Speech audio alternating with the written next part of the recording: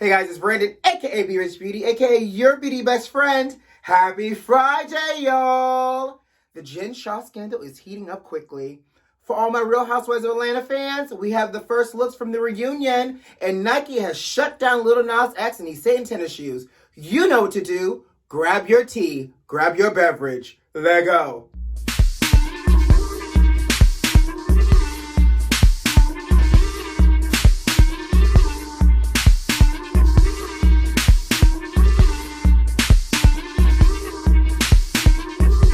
Well, you know it's a good old Friday. Oh, it is Good Friday.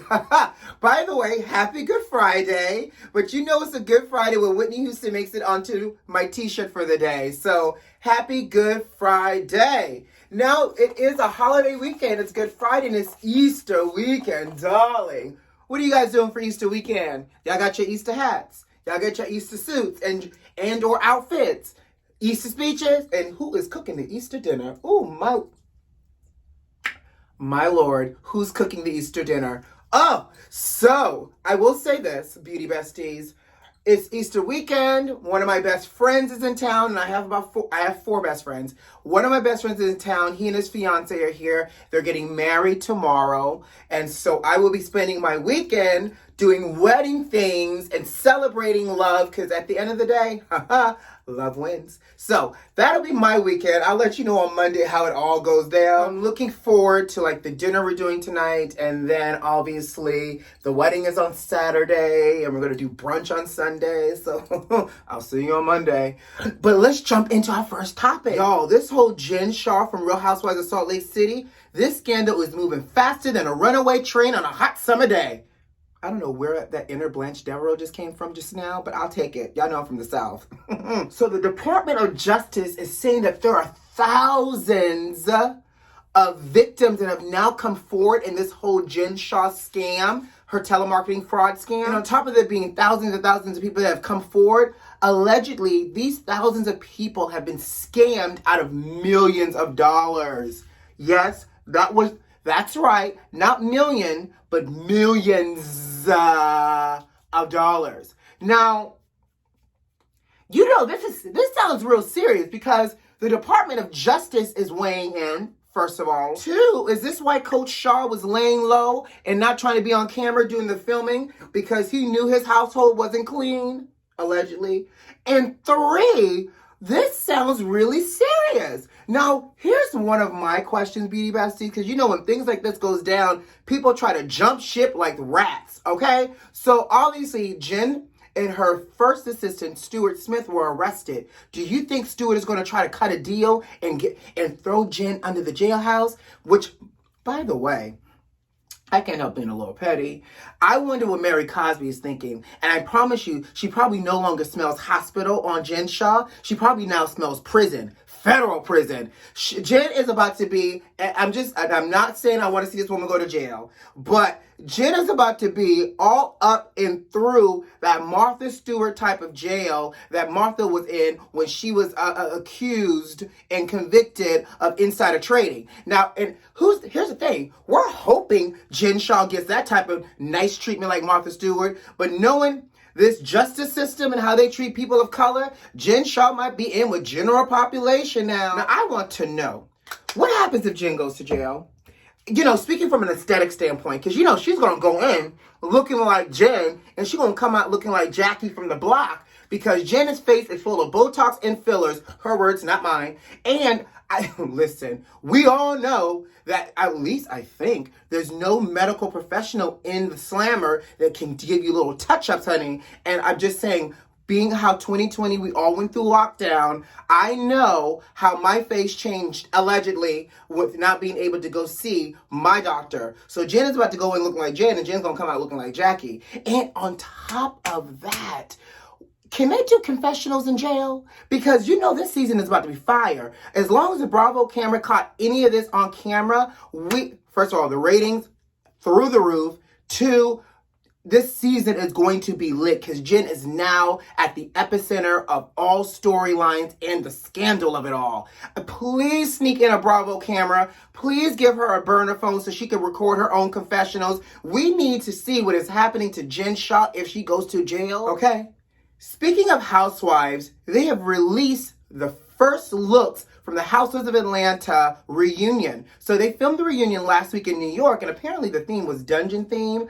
I don't know. I don't know if it was dungeon or S&M, honey, but if you look at the background, it looks very much Madam style, and everybody wore black. Let's talk about the looks and the makeup, because I wouldn't be your beauty best friend if we did it. Portia looks great. Portia is such a pretty girl. She can't do any wrong. So Portia looks to... Now, I love the dress, love the fit, love the silhouette of it all. Portia looks like she might have pulled a little Scarlett O'Hara, a little repurposing of things. Because if I'm not mistaken, this dress feels very familiar. And it feels like the dress that Portia wore to Cynthia's wedding. So again, innovative, I don't know. But I love Portia's dress, love Portia's hair. Portia kept her eyes kind of neutral, not too dark on the eyes in terms of like a dark, smoky eye. And so we see her eyes are a little neutral. She was wearing a big snuffleupagus lash, honey, like most of the girls. And she's wearing a nude lip. Kenya Moore hair care. Kenya looks good.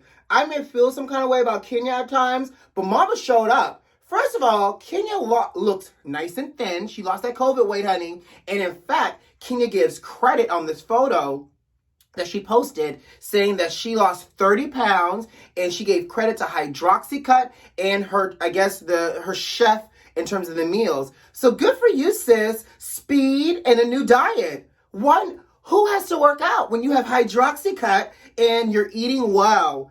I'm being funny, by the way. But again, Hydroxycut, new diet, made Kenya look nice and thin and trim. Love the dress. Now, I'm going to tell you what I love about the dress. I love that there's embellishments through here. There's embellishments down her leg with the skin veil. It's, the veiling through here. I don't know if I love that she has Peter Cotton rabbit tail in a headlock sitting this high on her shoulder. Because from the side, she is giving me very Florida Evans and Miss Damn, she ain't got no neck. Now, her makeup is very Kenya Moore. Lots of heavy liner, big fluffy lash, and a nude lip. But Kenya, and I love this top knot. Now, when you wear something so high like this, you have to have the hair up and away from the face. You can't do it too long because it's going to make all of this look really disproportionate. But Kenya, I think Kenya and Portia, we're going to talk about the rest of the girls.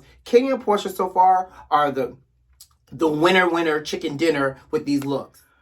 Oh, Drew.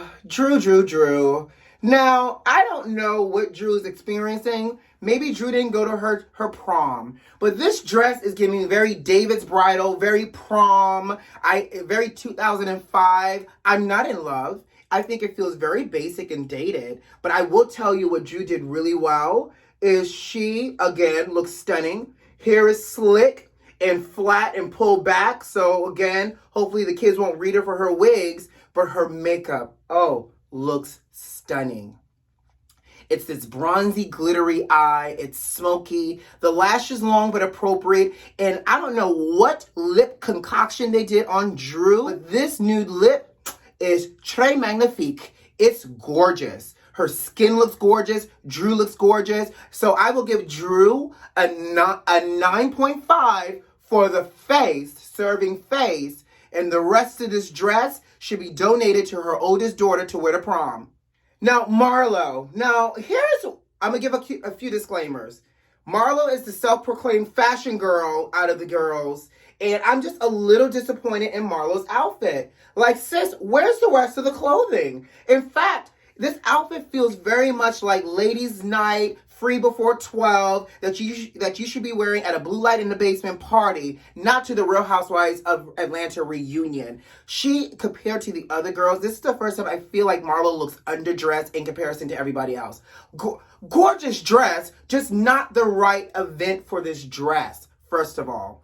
Second of all, Marlo's dress reminds me of that episode of Living Single where Regine was making this tearaway dress for the soap opera and Max had an event to go to and Max stole the dress and at the first pull, Max's dress fell apart. That is what Marlo's outfit is giving me. It looks like two things happen. It looks like one, the dressmaker ran out of time and Marlo was like, just give it to me. I'll make this work because I'm Marlo. And two, it looks like she got caught in the subway and the dress fell apart. And that was all that was remaining. And she showed up with her bob. Cute wig, by the way, Marlo. She showed up with her bob and Marlo's eyes had like a little soft pink on it. And she made it smoky and they did a lash and a nude lip. Like, it's okay. It's not my fave at all. And I don't think it's appropriate for, a reunion show.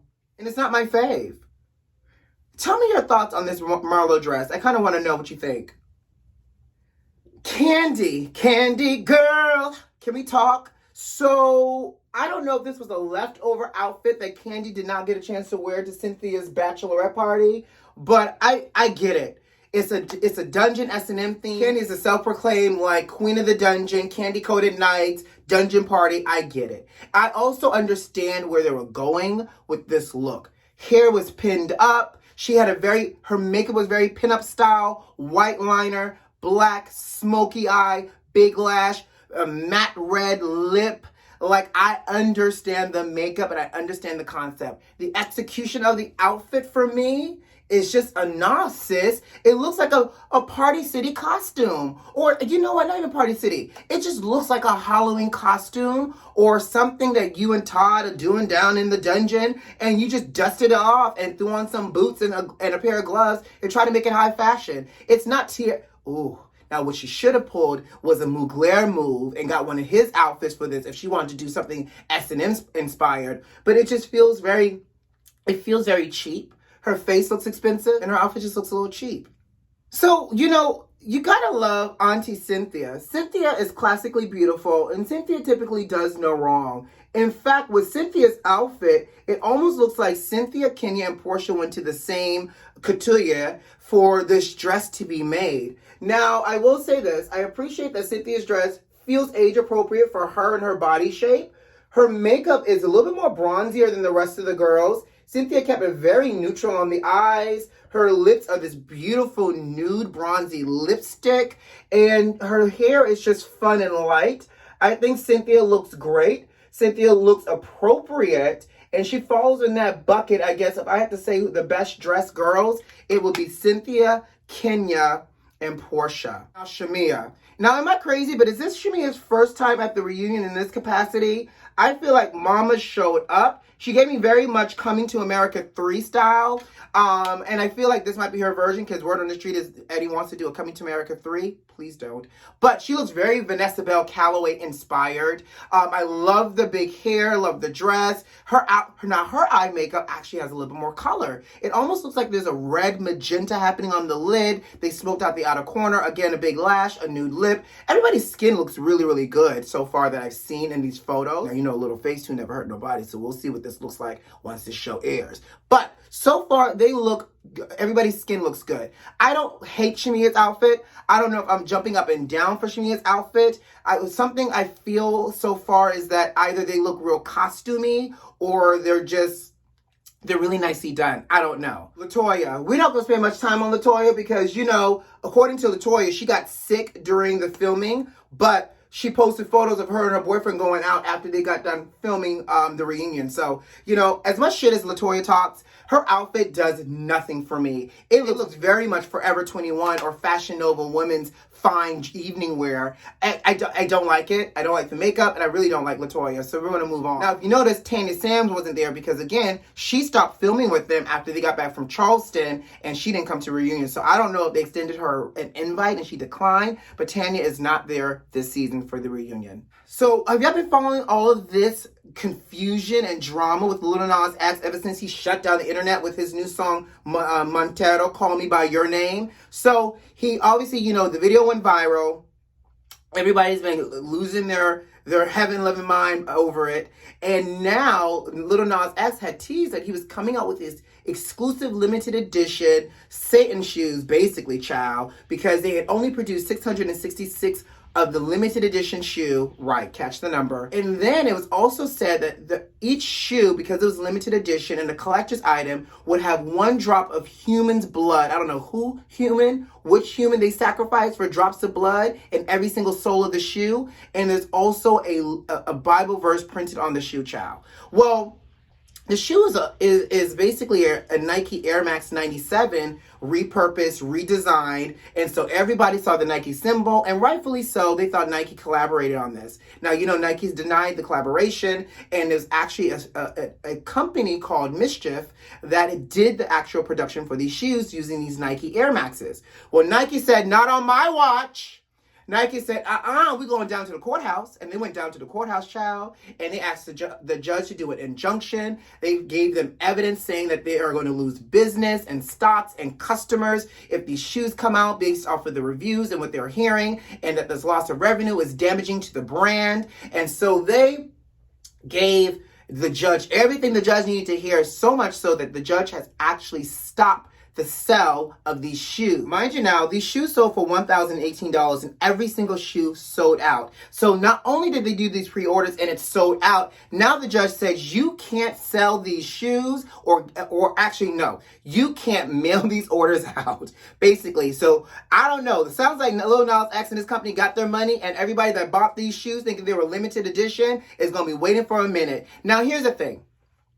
I love the video. I think the video is art. And I think he was sending a message in his video. But these shoes with one drop of blood in every single sole, that's walking too close to hell for me. I cannot, me personally. Not to mention it's Easter weekend, it's Semana Santa. No God, honey. Y'all playing, y'all literally dancing y'all way down to hell. Anyways, on that note, if you bought the shoes, you're going to be waiting for a second. But I got to go. You know what to do. Subscribe to the channel if you like this video if you like, and leave me a comment. Most importantly, check them notifications and make sure they're turned on. Who loves you? I do. Have a great holiday weekend, and I'll see you on Monday. Bye.